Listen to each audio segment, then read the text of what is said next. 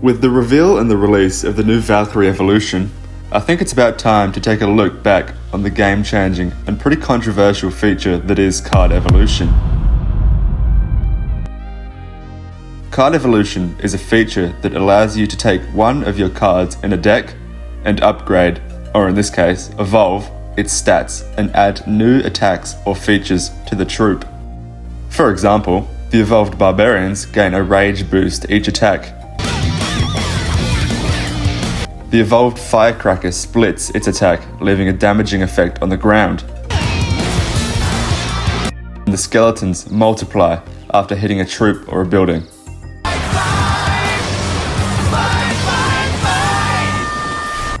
This feature was officially implemented on the 19th of August 2023 and was available for use in 4 different cards: the Firecracker, Barbarians, Skeletons, and Royal Giant. For reasons I'll later discuss, the introduction of these cards were pretty controversial, but despite a large number of fans hating the idea of card evolution, Supercell were determined to release one new evolution card every month, although they would only be available through the, at the time, newly introduced Diamond Pass, which is a whole new controversy in itself. But anyway, why was this concept so despised at first by Clash fans? Well, to find that out, we first have to look at the time in which this update was released.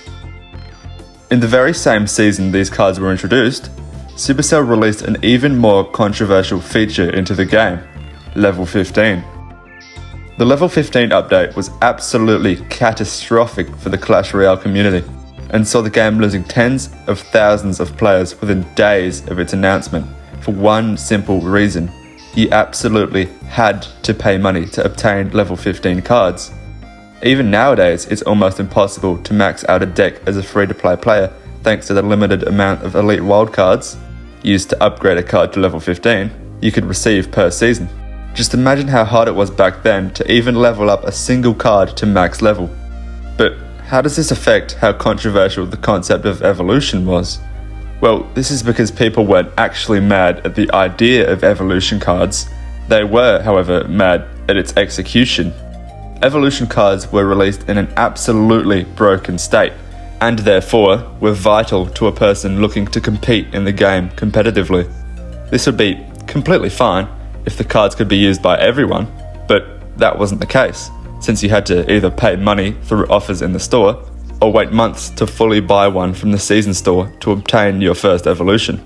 Free-to-play players were stuck with not just underleveled cards thanks to the level 15 update, but were also at a disadvantage as they were without a key feature of the game unless they spent money. At first, the concept of a separate competitive mode alongside Trophy Road was a great idea, as all cards would be set to a certain level and each player would be at an even playing field while in the most competitive game mode.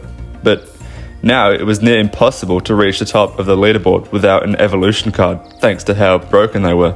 However, under the right circumstances, being near impossible still allows for a chance. At least they didn't change the level cap on Path of Legends as well, right? Well, in the most recent update to the game, Supercell have officially increased the level cap of Path of Legends from 14 last season to 15 in the highest arenas this season. Now, if you want to play competitively in either of the main game modes, you need to have both an evolution card and each of your cards maxed out to level 15 with a level 15 King Tower. If 50,000 wild cards, the amount used to upgrade one card, costs around 11 Australian dollars, and an evolution card costs 5 on the low end, we're looking at just under $100 to even have the chance to play at the highest level. At least it can't get any worse than this, right? At the time of this video's recording, Supercell are currently testing a dual evolution slot in certain challenges. This doesn't exactly confirm its eventual addition to the game, but come on, why would they not just go all into the pay-to-win motto at this point? And with this all said, it might seem like I absolutely hate the game at the moment, and while I'm definitely not happy with how Supercell are monetizing this game, it still is one of my favourites and I'm definitely still addicted. I just hope they slow down the whole pay to win thing from here, because I really do want to see this game succeed. And the last thing I want to see are people quitting a game they once loved because they can no longer compete viably. Which brings me to my next topic, competitive play.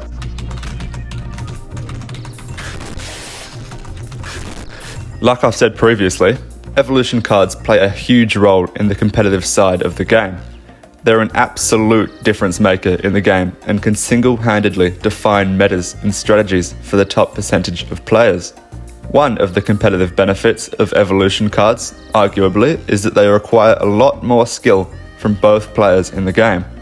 It's now crucial to be able to keep track of not just your own evolution cycle to know when to attack or defend, but to also keep track of which evolution your opponent is using, what this evo does compared to their regular card counterparts, and the amount of cycles needed to use it.